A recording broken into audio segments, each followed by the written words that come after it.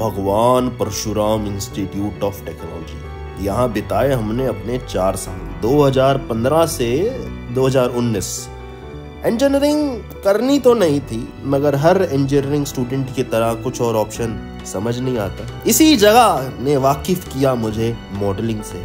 9 से 5 तक कॉलेज की पुस्तकें, फिर वही पुस्तकें समेट कर मॉडलिंग एजेंसी की ऑफिस धक्के खाए। यहाँ मिड सेम एग्जाम दिए तो 2 घंटे के बाद जाकर स्टूडियो में लुक टेस्ट। उलझने बढ़ती गई और मैं झेलता रहा। वक्त ने मैदान में उतारा, मैं खेलता रहा। लोग कहने लगे तू पागल हो जाएगा, मैं सुनता रहा। लोगों की बातें मन में दबाए अपने सपने बुनता रहा। लेकिन कैसे बताऊं मैं इन लोगों को, जब वक्त बदलेगा तो मैं नहीं, मेरा विश्वास बदलेगा। फिर ये पागल इन लोगों को नहीं, पूरा इतिहास बदलेगा। और बदला। स्कूटी से ये चमचमाती BMW कैसे कमाई। पर वो थोड़ा लोगों को जानना है, लोगों को तो जानना है भाई ये बाइक है कितने की, एग्जैक्ट ये बाइक का नाम क्या है, आपने कितने की ली और ये माइलेज कितना, मतलब ये सारे वो सवाल हैं। अभी हफ्ता 2 हफ्ता हो गया इसको चलाते चलाते। जब भी रेड लाइट पे मैं रुकता हूँ ना, देखो अटेंशन तो मिलती है इस बाइक को, क्योंकि इसका अगर आप फ्रंटल लुक देखो तो आपको पता लगेगा भाई ये कितनी मैसिव है। तो हर एक इंसान को होता है भाई ये कौन सी बाइक है। तो सारे सवाल के जवाब देता हूँ, फीचर्स वगैरह ये वो सब चीज़ें। पहली चीज़ कि देखो भाई ये जो बाइक है ये बहुत ही लिमिटेड एडिशन बाइक है। लिमिटेड एडिशन इस वे में बोल सकते हैं कि इंडिया में बहुत लिमिटेड बाइक ही है ये। आपने ज़्यादातर व्लॉगर्स वगैरह को देख रखा होगा, बट आप ज़्यादातर रोड पे हायाबूसा, हार्ले डेविडसन भी देख लेते होगे, बट शायद से BMW 1250 GS जो मैंने ये ले रखी है ये आपने शायद से नहीं देख रखी होगी। दूसरा सवाल, ये कितने की भाई पड़ती है मार्केट में। देखो यार BMW की जो भी एक्सेसरीज़ आती है ना, जैसे यहाँ पे ये जो साइड के ये पैनल हो गए या फिर इसकी जो ग्रिप हो गई, अभी मैंने ये जो डिक्कियाँ जिसे बोलते हैं हम देसी लैंग्वेज में, बट लाइक BMW वाले कुछ और बोलते हैं, वो लगाना है, ये वो सब चीज़ें। तो अगर ये मैं सब चीज़ें लगवा दूँ, अभी तो काफ़ी चीज़ें लगवाई हैं और काफ़ी चीज़ें लगवानी हैं, बट मैंने एस्टिमेट जो कॉस्ट ले रखी है वो कम से कम 32-33 लाख की हो जाती है, इंक्लूडिंग इंश्योरेंस, इंक्लूडिंग इसका प्राइस, इंक्लूडिंग RTO की फ़ीस, ये वो सब चीज़ें मिला के 32 लाख से 33 लाख के आसपास। बट अभी जो चीज़ें लगवा रखी है इसके अंदर उसके बारे में बता देते हैं। अच्छा मुझे कितने की पड़ी, क्योंकि आपको पता, देखो मैं कोई चीज़ में नहीं शर्माता और मैं बिल्कुल सच बताता हूँ। देखो मैंने तो प्री यूज्ड कार ली है, सेकेंड हैंड कार ली है, ये कार नहीं सॉरी बाइक ली है। एंड सेकेंड हैंड मुझे ये 21 के आसपास पड़ी है। एंड ये 1 साल पुरानी है, 22 मैन्युफैक्चरिंग है और 6000 ड्रिवन थी, तो मुझे ये अच्छी डील लगी। और मेरे को 32 भी नहीं शेल ऑफ करने थे, तो इसलिए फिर मेरे को लगा चलो ठीक है 21 something is a very decent amount, क्योंकि ये बनी उसके लिए कि पहाड़ों वहाड़ों में आप जाओ बिंदास, आप चिल करो, ये करो वो करो। और ये इसका जो बैठने का पोस्चर है, जो अभी हम चला के भी दिखाएंगे, सब चीज़ें बताएंगे, तो वो इतना ज़्यादा कंफर्टेबल है। तो ये एटलीस्ट बेसिक सवाल हो गए। अच्छा एक और जो सवाल आता है सबसे पहले कि भाई इसका माइलेज क्या देता है। तो भाई देखो इसकी स्क्रीन इतनी ज़्यादा मैसिव है, इसमें आ जाता है, तो हाईवे के आसपास ये 20 के आसपास, और अभी सिटी वगैरह में भाई 12-13 की माइलेज दे रही है, 12-13 किलोमीटर पर लीटर। अब अगर हम स्टार्टिंग की आगे की ही बात करें, अच्छा आगे से याद आया ये चीज़, ये अगर आप हल्का सा आपको निशान दिख रहा है, तो हफ्ता 2 हफ्ता हुआ है बट एक एक्सीडेंट हो चुका है इस बाइक से मुझे। और ये मैं एक्चुअली एड्रेस करना चाहता था, क्योंकि ना यार हर एक इंसान ये बोलता है कि भाई इसका कितना कॉस्ट है, ये कितने की आपको माइलेज देती है, आपको कितने की पड़ी, ये वो फलाना ढिमकाना। कोई भी ये नहीं पूछता भाई इसकी बिल्ड क्वालिटी कैसी है। मैं आपको ये बताना चाहता हूँ कि यही आसपास में अपने घर के आसपास ड्राइव कर रहा था, 40-50 की स्पीड होगी मेरी, और सामने एक गाड़ी थी, आई गेस शायद से Volkswagen पोलो थी, वो कुछ रुकी एकदम। एल मतलब लर्नर ही था कोई, क्योंकि एल उसने सिंबल लगा रखा था, मैंने शायद से वो ध्यान से देखा नहीं, एल लगा रखा है, तो स्पीड भी ठीक ही थी, 40 की स्पीड थी। उसने एकदम लगा दी ब्रेक, क्योंकि सामने शायद से 100 मीटर दूर ही उसको कोई दिखा, तो एकदम, चलो मैं उसकी गलती नहीं मानता, क्योंकि यार वो इंसान जो भी हो वो सीख रहा है। भाई एकदम ठा लगी है, और मेरी बाइक पे सिर्फ ये एक छोटा सा आपको प्लास्टिक पे अगर स्क्रैच दिख रहा है, बस लाइक यही है।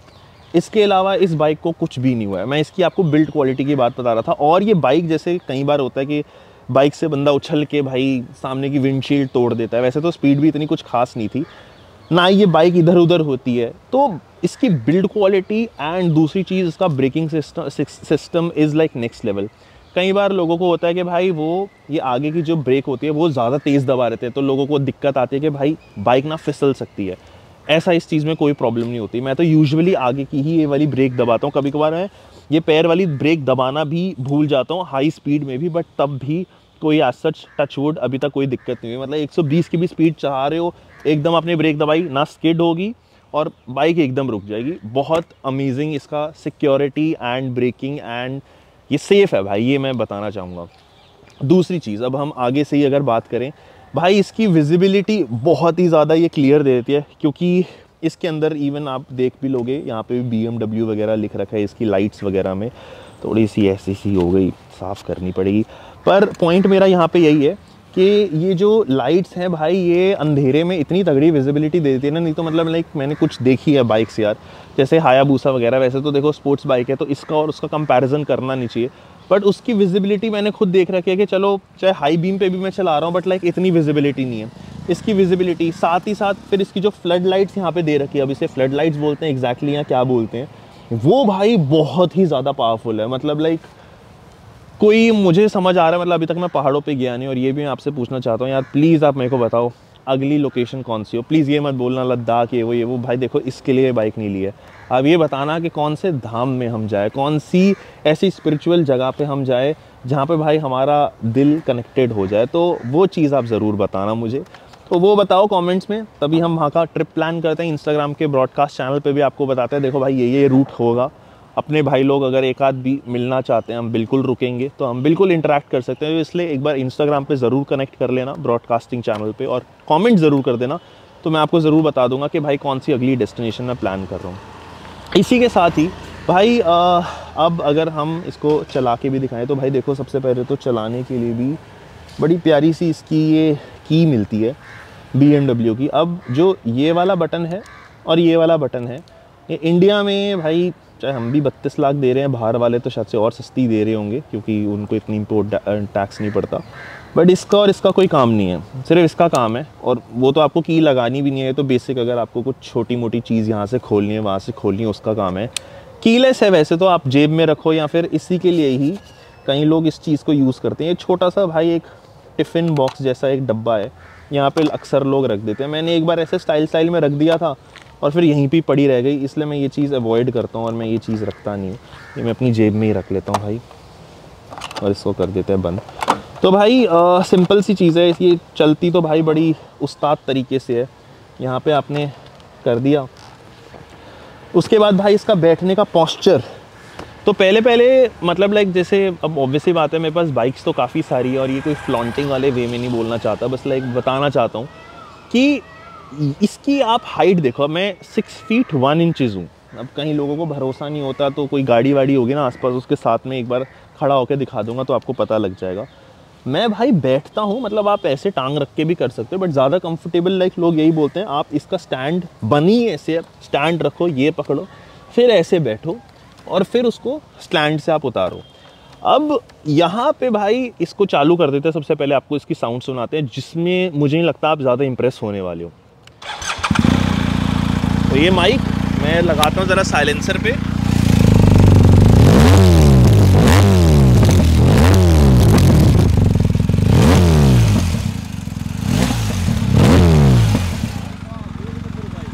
Thank you.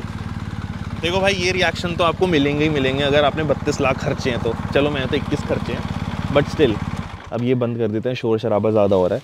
बट भाई ये बाइक ना आवाज़ के लिए, ना इसकी स्पोर्टी लुक्स या फिर इन सब चीज़ों के लिए बनी है, ये बनी है भाई कंफर्ट के लिए। और इस कंफर्ट का जो सबसे पहला फीचर है वो यही है कि भाई इसकी हाइट। अब मैं आपको बताता हूँ कैसे, मैं बताना चाहता हूँ, उतर जा। तो भाई देखो ये अभी मैंने जिसकी हाइट है, मेरे पैरों पे देखना, अभी मेरे पैर लगभग टच हो पा रहे हैं क्योंकि जो इसकी क्या कहते हैं ग्राउंड क्लियरेंस है वो मैंने मिनिमम कर रखी है।